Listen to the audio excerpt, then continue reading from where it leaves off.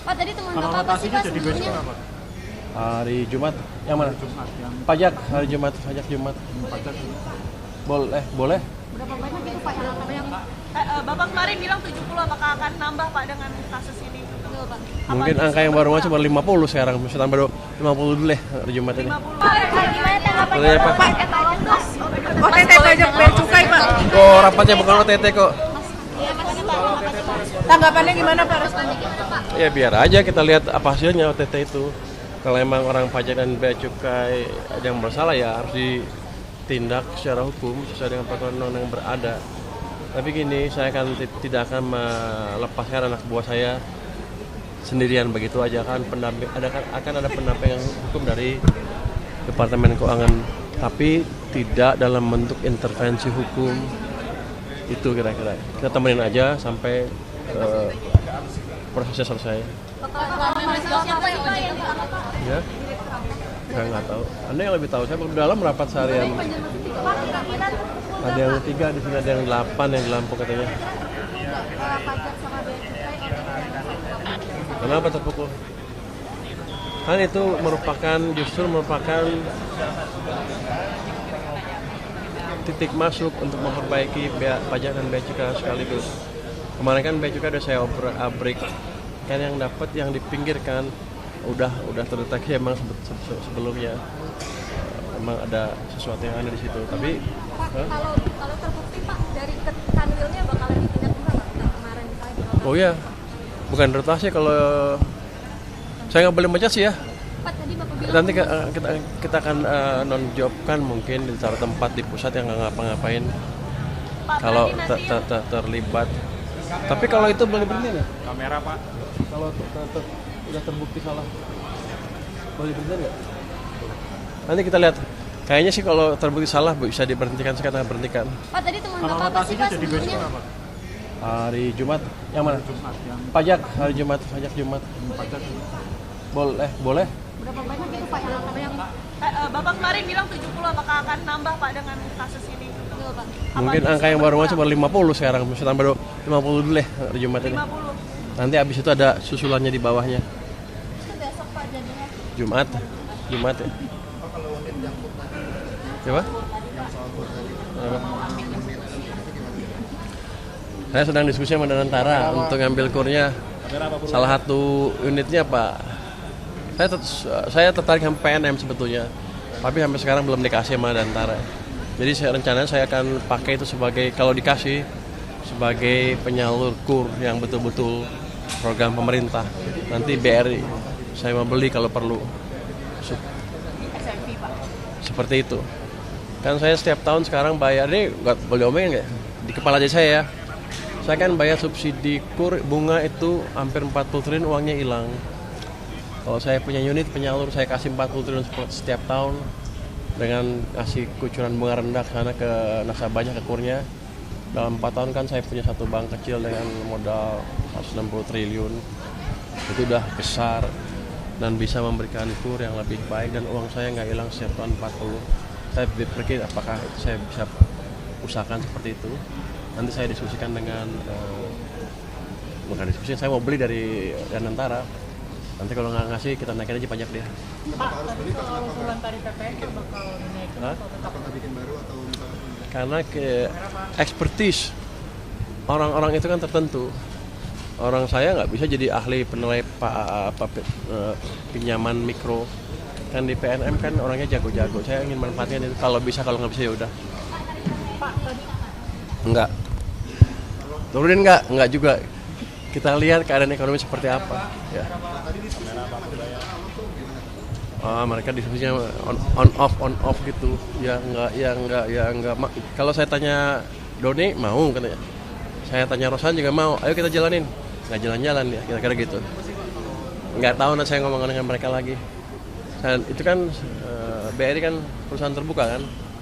Bisa nggak kita jual beli begitu aja, saya nggak tahu. Tapi kalau perlu saya tukar dengan Geodipa. Saya punya kan perusahaan Geodipa itu yang geothermal. Saya mau tukar tadi sama mereka. Tapi belum ada penawaran, sedang dihitung.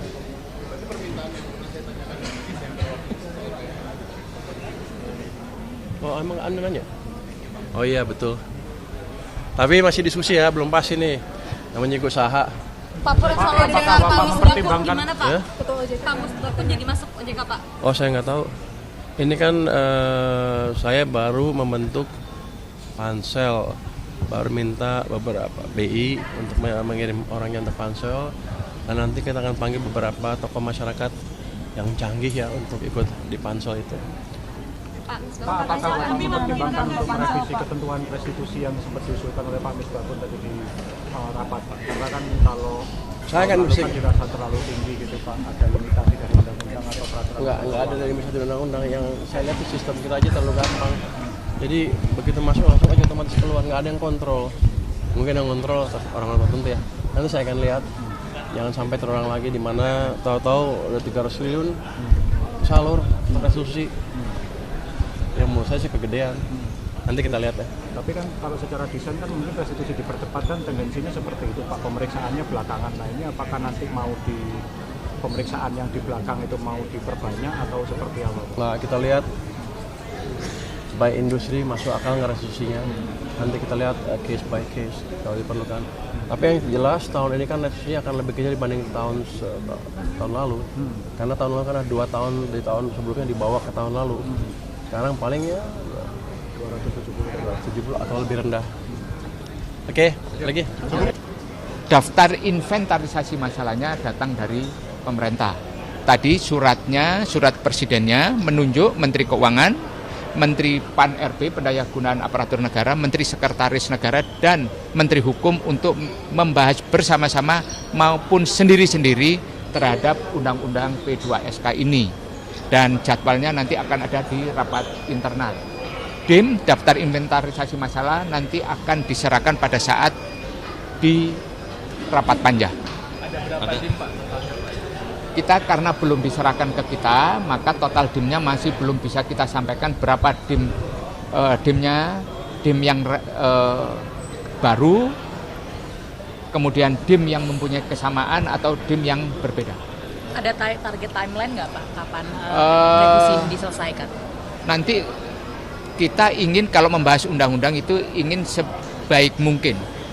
Sehingga memberikan respon yang positif terhadap pasar karena ini menyangkut undang-undang yang mengatur sektor jasa keuangan.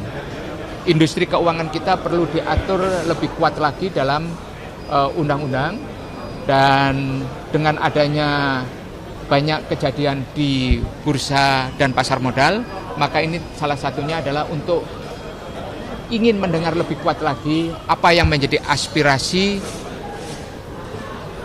para pelaku pasar modal ini untuk dikuatkan di dalam undang-undang. Pak, soal perluasan mandat kepada Bank Indonesia untuk mendorong pertumbuhan ekonomi dan juga pencipta lapangan kerja, apakah ini juga tidak akan memperlemah independensi BI Pak kaitan dengan pertumbuhan ekonomi?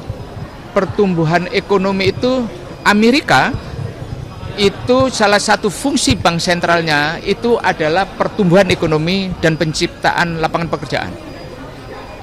Dan kemudian ketika Bank Sentral Amerika, The Fed,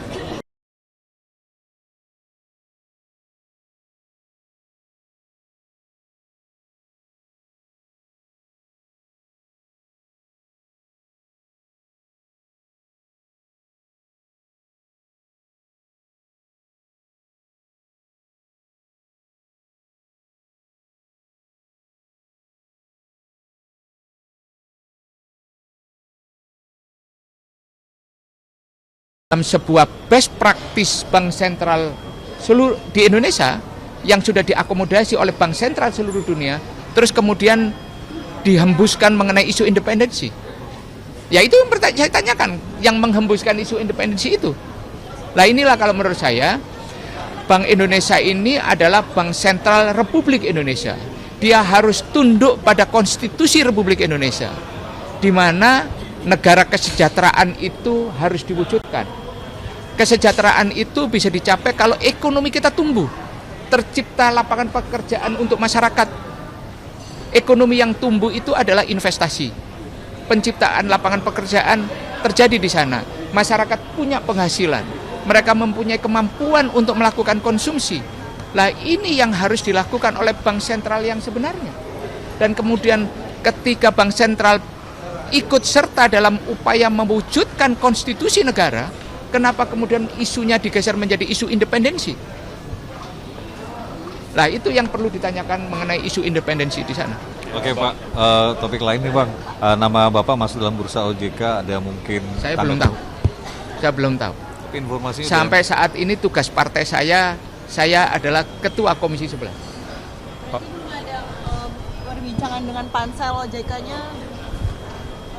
Tugas dari partai saya, ketua umum saya menugaskan saya ketua Komisi 11. Pak, terakhir mungkin kalau dapat penugasan itu? Saya tidak berandai-andai. Gitu. Oke, Pak, terakhir tentang tadi kan KSSK kan LPS kemudian direvisi juga untuk mengejar target pertumbuhan ekonomi 8% ya Pak melalui revisi undang-undang ini. Ini adalah revisi undang-undang adalah dua hal yang berbeda mengenai target pertumbuhan. Undang-undang ini adalah kita membicarakan mengenai beberapa revisi pasal-pasal di Undang-Undang P2SK. Jadi yang di judicial review kemudian kita berikan beberapa pasal tambahan sebagai penguatan industri jasa keuangan. Jadi jangan dikaitkan itu dalam rangka soal yang lain-lain. Itu. Pertumbuhan ekonomi 8% itu adalah cerita yang berbeda, narasi yang berbeda ketika kita membicarakan makroekonomi di dalam pertumbuhan di APBN pada saat kita menyusun kerangka ekonomi makro, kebijakan fiskal, dan menyusun nota keuangan di APBN kita. Poin-poin penguatan yang krusial itu apa sih Pak? Bisa dielaborasi lebih jauh? Pertama mengenai aset digital, kemudian mengenai bursa, kripto, dan kemudian kita membicarakan tentunya nanti pasar modal ini kita perlu berikan penguatan seperti apa.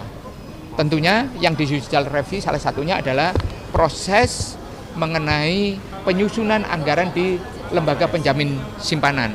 Kemudian bagaimana diakomodasinya sistem KUHAP baru di dalam penegakan hukum di sektor keuangan.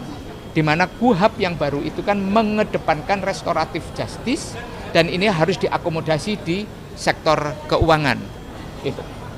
Pak, ini balik lagi soal OJK Pak, itu kan sekarang pansel lagi bekerja ya Pak, sudah ngirim-ngirim surat gitu kata Pak Purbaya. Nah, ada target dari DPR sendiri nggak Pak untuk fit and proper? Wilayah kewenangan pemerintah, eksekutif itu menjadi wilayah kewenangannya pemerintah. Yang ditunggu oleh DPR itu adalah kalau surat dari pemerintah itu sudah masuk, yaitu surat dari Bapak Presiden masuk, maka kita akan secepatnya untuk melaksanakan apa yang dimandatkan oleh undang-undang, yaitu melakukan fit and proper dan mengambil keputusan soal itu. Tapi melihat kondisi memang lagi gonjang-ganjing, berarti DPR juga ingin mendorong. Kalau pemerintah ingin, DPR itu sangat fleksibel terhadap kebutuhan kekuasaan eksekutif. Apalagi ada keterdesakan, ada situasi darurat seperti ini. Bukan darurat ya, ada situasi yang mendesak seperti ini. Saya revisi bukan darurat, situasi yang mendesak. Maka DPR juga bisa bekerja sangat cepat dan memberikan respon yang cepat sebagai kebutuhan untuk masyarakat. Subscribe, share, like, and comment. Subscribe, share, like, and comment. Subscribe, share, like, and comment. Subscribe, share, like, and comment. Subscribe, share, like, and comment.